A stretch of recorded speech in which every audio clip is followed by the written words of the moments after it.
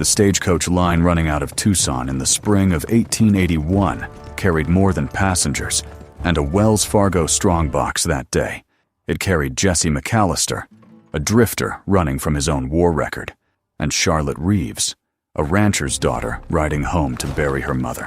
When the road agent struck the canyon pass at Cienega Creek, wood splintered, horses screamed, and only one man rose from the wreckage still able to fight. What Jesse McAllister did in the hour that followed would decide whether Charlotte Reeves lived to see her father's ranch again, and whether a man who thought his own life was already spent might finally find a reason worth dying for. The dust on the Tucson road had a taste to it, dry and mineral, the kind that settled into a man's collar and stayed there until the next rain, which in the Arizona territory of 1881 could be weeks away. Jesse McAllister sat with his hat low and his boots braced against the floorboard of the Concord coach, watching the saguaro country roll past the window in long green ribs against a sky the color of a rifle barrel. He had bought his ticket in Tucson, with the last of the money he had made breaking horses on a ranch outside Benson, and he had told the ticket agent only that he was headed toward Tombstone,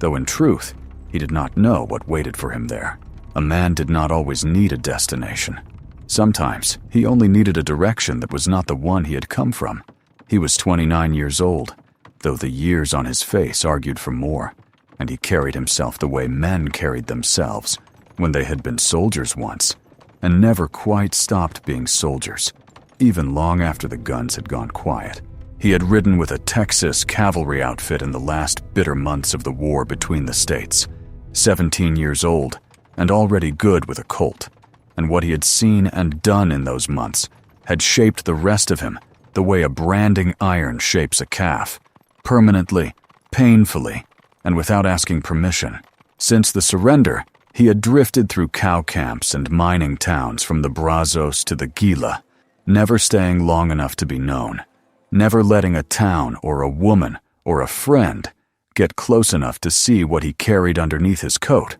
which was not a weapon so much as a weight. Charlotte Reeves sat across from him in the coach, her black morning dress still holding the crease of having been packed carefully in a trunk, her gloved hands folded over a small leather satchel she had not let out of her grip since Tucson. She was 24, the only daughter of Thomas Reeves, who ran nearly 4,000 head of cattle on a spread east of Tombstone near the San Pedro River, and she had spent the last 8 months in Tucson caring for her mother through a consumption that the local doctors had not been able to slow. Her mother had died on a Tuesday in April, and Charlotte had wired her father the news and boarded the first coach south the following morning because there was a grave to see filled properly and a father who would need her more than he would ever admit in a letter. She had noticed the stranger across from her almost as soon as she boarded, not because he spoke to her, for he had not said a dozen words since Tucson,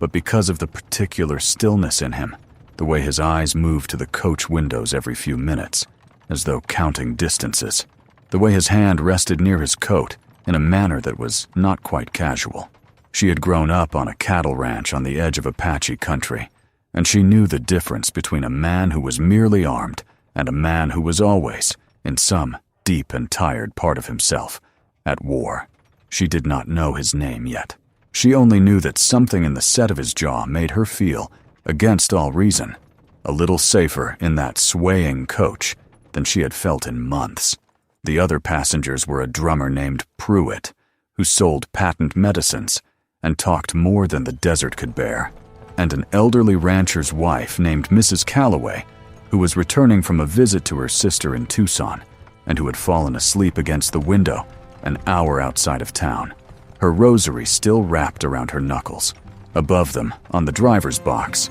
sat the whip,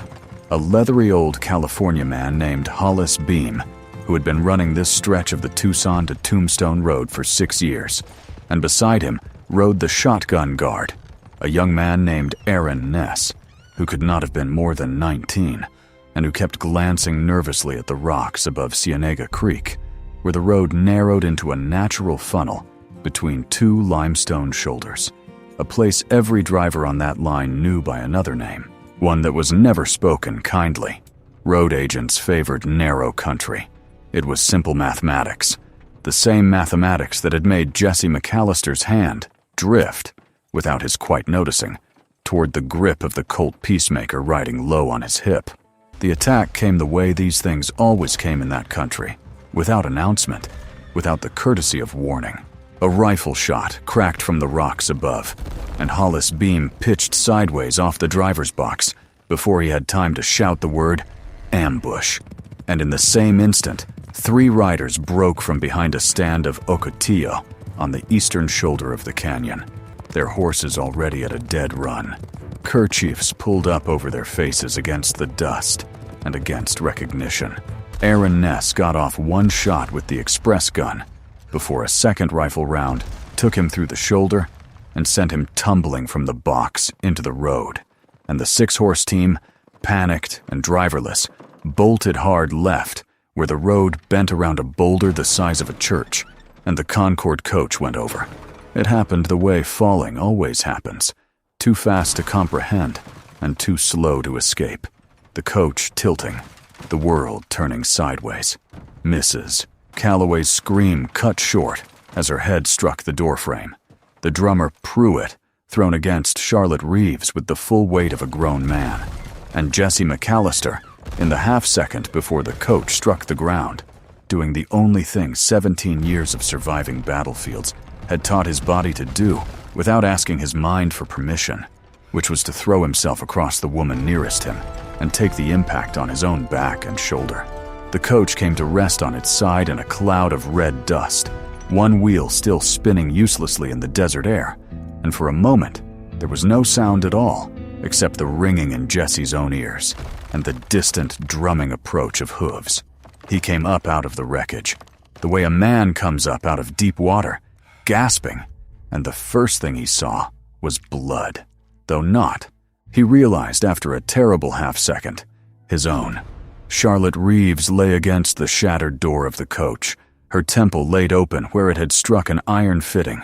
blood running bright down the side of her face and into the collar of her mourning dress, her eyes open but unfocused, her breath coming in short, frightened pulls. Pruitt the drummer was already scrambling away through the brush on hands and knees, abandoning satchel and dignity both, and Mrs. Calloway lay still against the far wall of the overturned coach, her rosary still wound around fingers that no longer moved. Jesse McAllister had exactly the time it took 3 armed riders to cross 400 yards of open desert to decide who he was going to be. He had spent 16 years telling himself he was already a dead man walking, a soldier who had survived a war he should not have survived, carrying guilt for things done under orders and things done beyond them, a drifter who let nothing and no one close because closeness was just another way to lose something. He had told himself more times than he could count,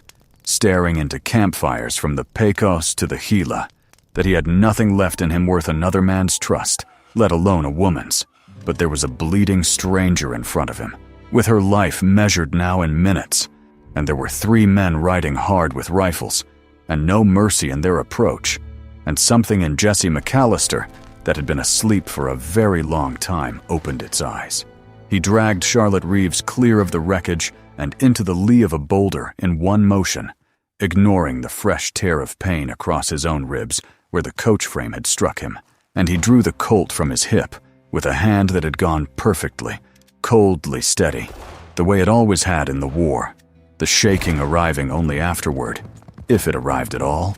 The first rider came around the boulder at a gallop, rifle already rising, and Jesse fired twice before the man had time to understand that the survivor of the wreck was armed and would not run, and the rider went backward off his horse into the sand. The second man reined up hard, firing wild, a round splitting the boulder inches from Jesse's shoulder in a spray of stone, and Jesse answered with 3 shots of his own, the last of which found its mark, and the second outlaw folded over his saddle horn and let his horse carry him back the way he had come, wounded and unwilling to press the fight alone. The third rider, older by his bearing, sat his horse 30 yards off watching, his kerchief hiding everything but a pair of pale, calculating eyes, and for a long moment He and Jesse McAllister looked at each other across the wreckage of the coach, two men measuring what the other was capable of. Then the third rider turned his horse and rode north, unhurried, the way a man rides when he intends to come back with better numbers, and the desert went quiet again, except for Charlotte Reeves's ragged breathing and the ticking of a coach wheel slowly coming to rest. Jesse McAllister knelt beside her in the sand, pressed his neckerchief hard against the gash at her temple, and said the first words he had spoken to her since Tucson. "Stay with me now," he said. "You are not finished yet." She looked up at him through blood and dust and the beginning of shock, and though she did not yet know his name, she understood, in the animal part of her mind, that recognizes protection when it sees it, that whatever this stranger had been before that morning, in that moment, he had chosen to be the reason she was still breathing. What neither of them yet understood was that the man who had ridden north was not finished either, and that the worst of what was coming for them both still lay ahead, somewhere out along the lonesome road toward Tombstone, in the long shadow of a canyon that would not let them go so easily. The bleeding at Charlotte Reeves's temple would not stop on its own, and Jesse McAllister knew enough of wounds from his years in the war to understand that a scalp wound bled like a slaughtered hog, even when it was not, in the end, mortal. But he also knew that shock could kill a person just as surely as a bullet, and that the desert sun climbing toward noon over the Cienega Creek Canyon would finish what the road agents had started if he did not move quickly. "Miss Yobam." Calloway lay dead in the wreckage, her neck broken in the fall, and there was nothing to be done for her except to say a short and honest prayer over her before turning to the living. Aaron Ness, the young shotgun guard, was alive but unconscious in the road where he had fallen,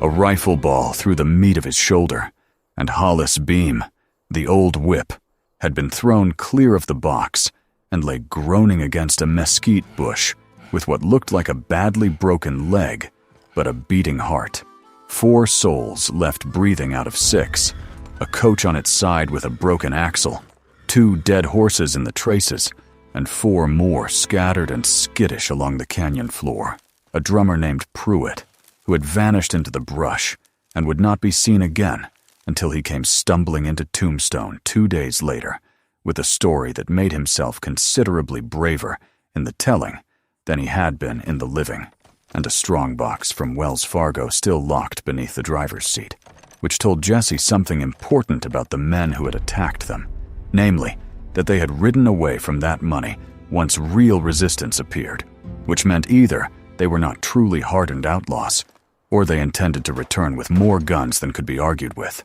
He worked fast in the white heat of the canyon, tearing strips from Mrs. Calloway's petticoat to bind Charlotte's head wound properly, then moving to splint Hollis Beam's leg with 2 pieces of the shattered coach frame and strips of harness leather, the old driver cursing through his teeth the entire time, with the particular vocabulary of a man who had driven mule teams across 3 territories. Aaron Ness he bound as best he could, packing the shoulder wound with a clean shirt from his own war bag, and the young man came around groggy and pale but alive,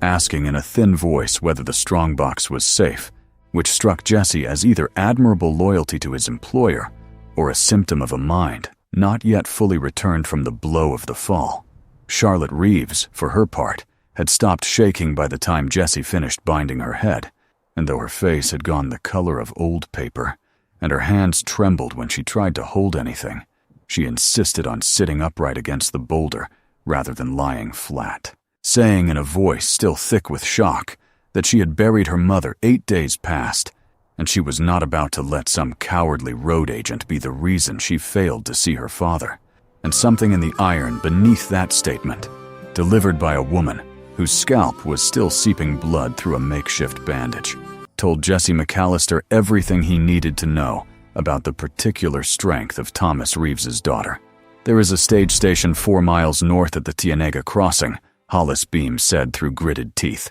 "If we can get there before dark, there's a telegraph line runs alongside it to Tombstone, and there's a rifle rack behind the counter that Otis Bell keeps loaded for exactly this kind of trouble." It was the kind of information a man in Jesse's position needed, and it also told him something else, which was that Hollis Beam, despite a leg broken in 2 places, had not lost the presence of mind that had kept him alive on this road for 6 years, and Jesse found himself grateful for the old man's stubborn clarity, even as he set about the grim business of cutting 2 horses free from a broken harness and rigging a crude travois from coach wood and canvas to drag the wounded north along the wagon road. It was slow work under a merciless sun, the kind of Arizona spring day that promised worse to come as summer approached, and Jesse kept his rifle, salvaged from beneath the driver's seat, alongside the untouched strongbox, close at hand the entire time,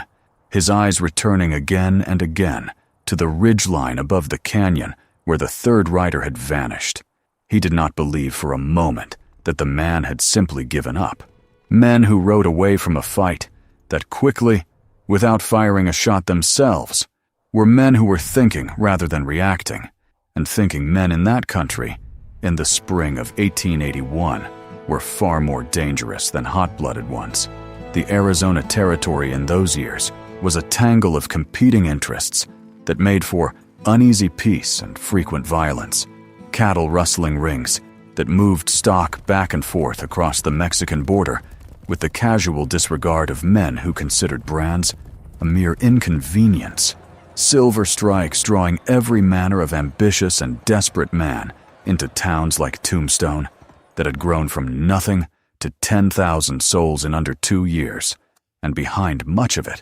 quiet arrangements between certain ranchers, certain lawmen, and certain men who preferred the shadows, arrangements that a stagecoach robbery might serve in ways that had nothing to do with a mere Wells Fargo strongbox. Charlotte Reeves walked when she could and rode the travois when she could not, and somewhere in that long, dust-choked 4 miles, she and Jesse McAllister began, without either of them quite intending it, to talk. She asked his name, and he gave it plainly, Jesse McAllister, and she told him hers in turn.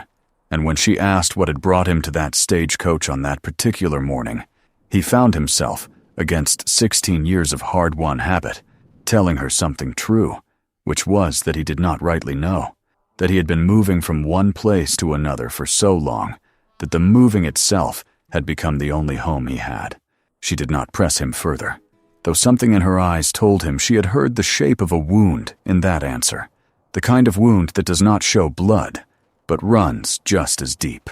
She told him, in turn, and in pieces between labored breaths, of her mother's long illness and death in Tucson, of the ranch her father had built from 400 head of cattle into nearly 4,000 over 15 years on the San Pedro River, of her own restlessness in a territory that offered a rancher's daughter exactly 2 respectable futures, marriage to a rancher's son or spinsterhood in her father's house, and neither of which had ever felt to her like enough. There was a directness in the way she spoke, an unwillingness to dress her grief or her frustrations in polite fictions, that Jesse found himself unexpectedly drawn to, the way a man long lost in dry country is drawn to the sound of running water, before he has even consciously registered what he is hearing. They reached the stage station at Cienega Crossing as the sun was beginning to lean toward the western ridges, a low adobe building with a corral and a well,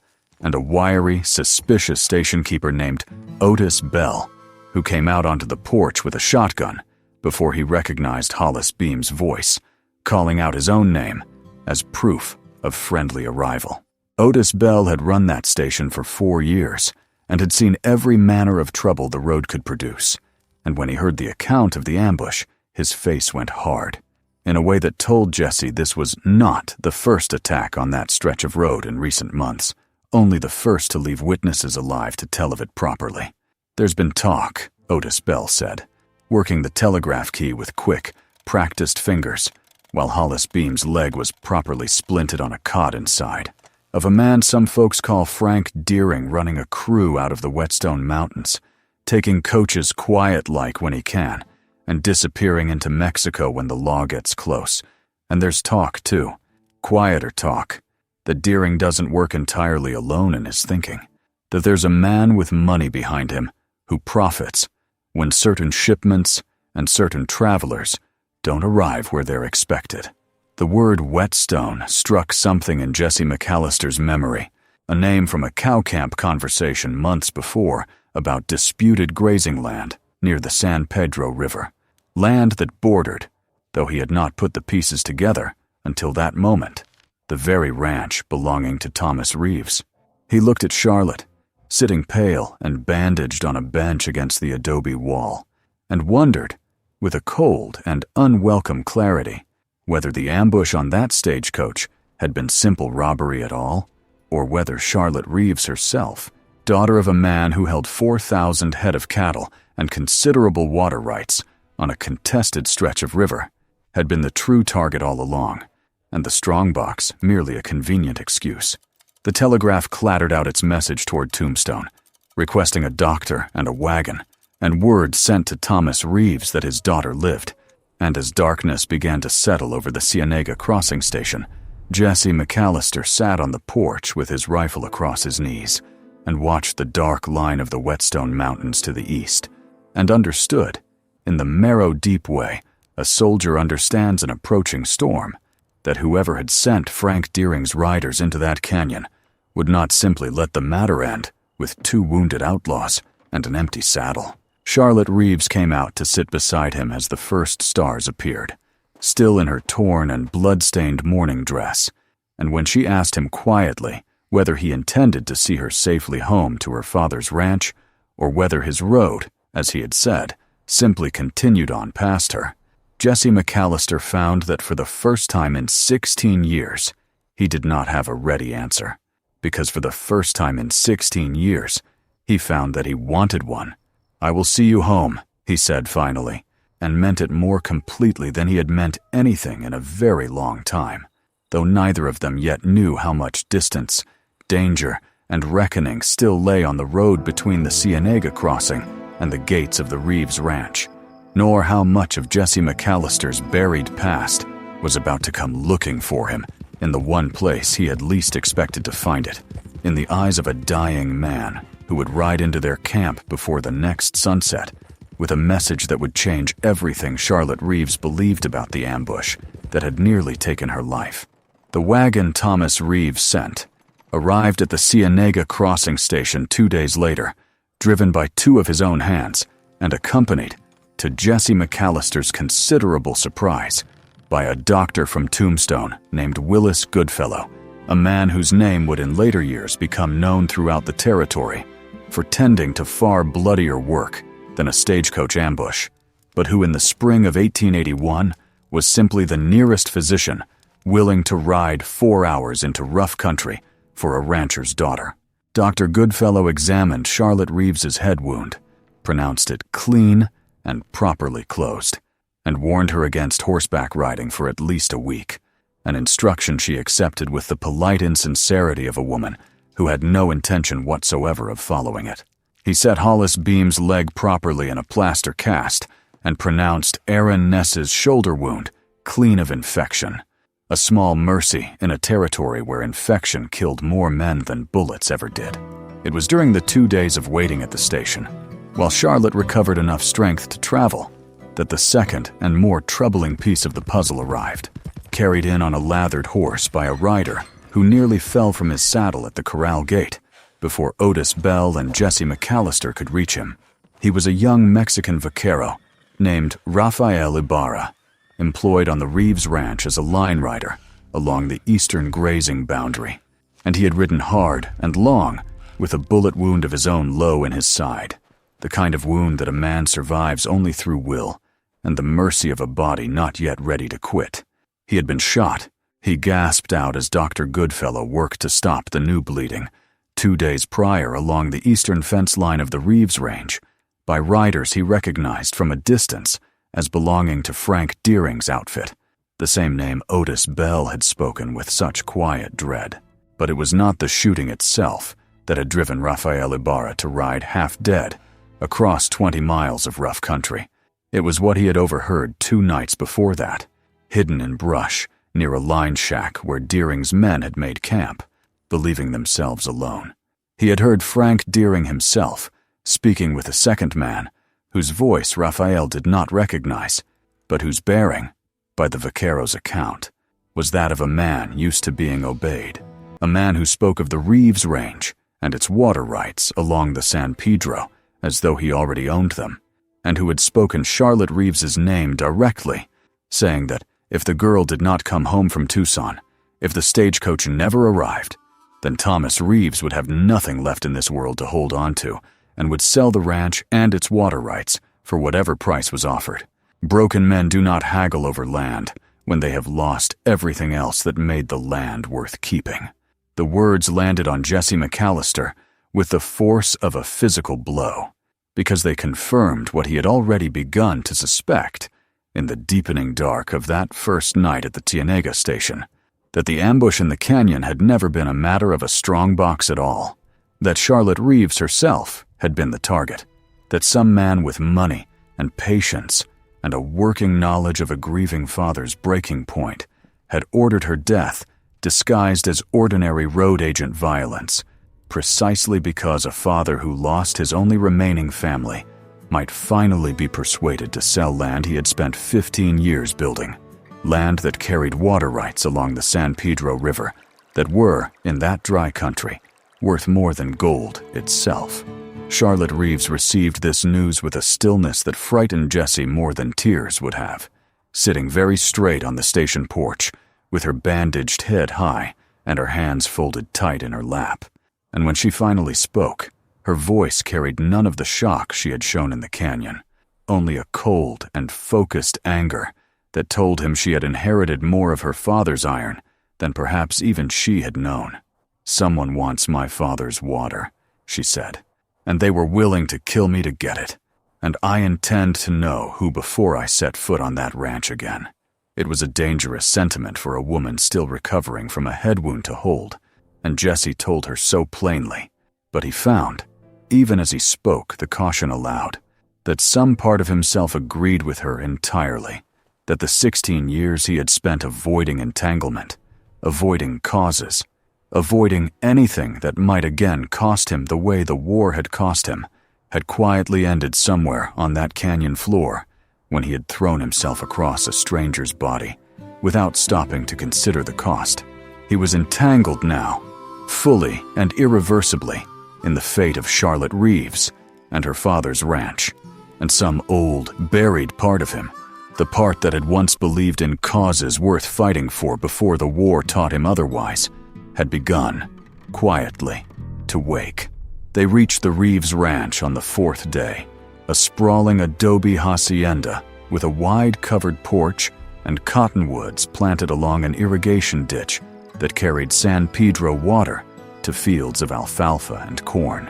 And Thomas Reeves himself came off that porch at a run when the wagon rolled into the yard, an older man built along the same square, iron lines as his daughter, his face collapsing with relief at the sight of her, alive, before hardening into something colder and more dangerous when he heard the full account of what had happened in the canyon and what Rafael Ibarra had overheard. Thomas Reeves had buried a wife 8 days before, nearly losing his daughter as well, and grief and rage sat very close together in a man built the way he was built, and it was Jesse McAllister, a stranger the rancher had never met before that afternoon, who found himself the one steady voice in a household teetering on the edge of both mourning and war, counseling patience where Thomas Reeves wanted immediate and violent reckoning, counseling investigation where the old rancher wanted to ride out with every hand on the place and burn Deering's Whetstone hideout to the ground. "You go in blind and angry," Jesse told him that first night, standing on the porch under a sky heavy with stars, while Charlotte slept fitfully inside under Dr. Goodfellow's continued watch. "And you will lose good men for nothing,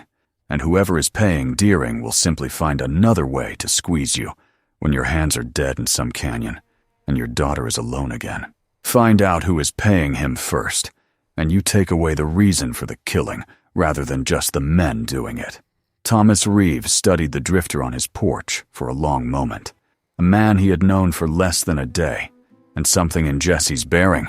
the same stillness Charlotte had noticed on the stagecoach, told the old rancher that this was a man who had commanded other men once, who understood strategy as well as he understood a rifle. And Thomas Reeves, against the grain of his own grief-maddened instincts, found himself nodding slowly in agreement. "Stay on, then," he said finally, gruffly, the offer of a foreman's wage buried under the pride of a man unaccustomed to asking favors of strangers. "Stay on, and help me find the truth of this before I do something my daughter will have to bury me for." Jesse McAllister accepted, and told himself it was only practical, that a man passing through needed wages and a roof as much as any other. But lying that night in the bunkhouse loft with the sounds of the ranch settling around him, the distant lowing of cattle, and the creak of the windmill turning slow circles against the desert wind, he knew the truth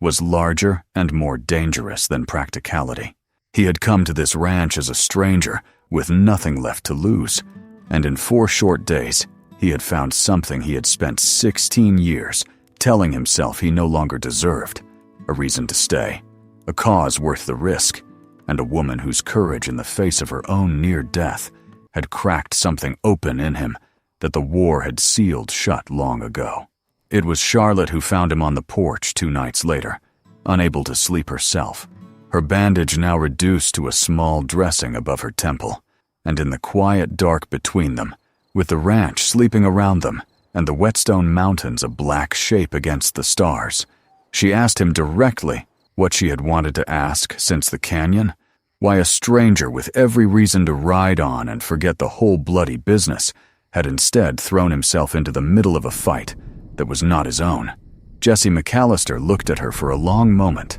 weighing 16 years of silence against something new and unfamiliar rising in his chest, and told her, in halting words that cost him more than any gunfight ever had, of the war, of the boy of 17 who had ridden off believing in a cause and come home at 21 believing in nothing, of the things he had done and seen that had convinced him he was not the kind of man who deserved to build anything lasting: a home,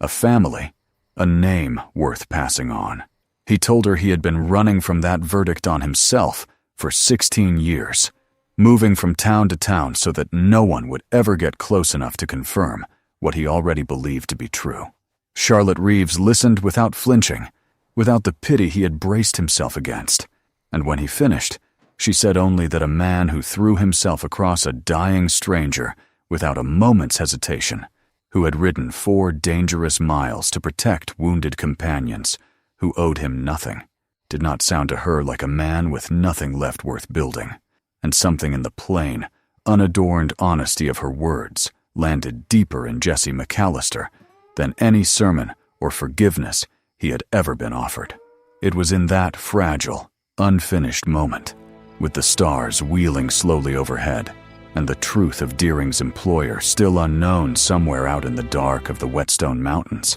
that a rider came pounding hard into the ranch yard, one of Thomas Reeves's own line hands, shouting that the north fence had been cut and 40 head of prime stock driven off toward the border, and that among the tracks left behind, plain in the soft ground near the cut wire, were the boot prints of a man wearing a distinctive diamond-shaped heel plate that Thomas Reeves recognized instantly, and with a curse, because those boots belonged to a man who had sat at his own dinner table not 2 months before, a neighboring rancher and old friend named Coleman Blythe, and the discovery would set in motion a reckoning that neither Jesse McAllister nor Charlotte Reeves could have prepared for, one that would force Jesse to choose, once and for all, between the safety of remaining a stranger passing through